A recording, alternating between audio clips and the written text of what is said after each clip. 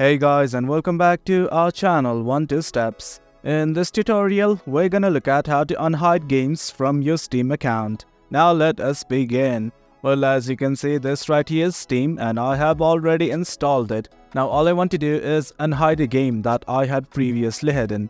Well, it is quite easy. At the top left, right next to Steam, you can see a button like this called as View. Click on it right now.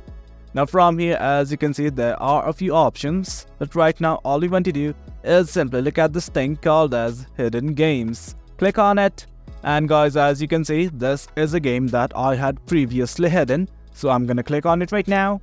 From here, simply follow the step by which you had hidden the game. Click on this Manage button right here, and from there, simply go to Manage. Well, as you can see, there are a few buttons, but right now all we want to do is focus on the first one right here that says Remove from Hidden.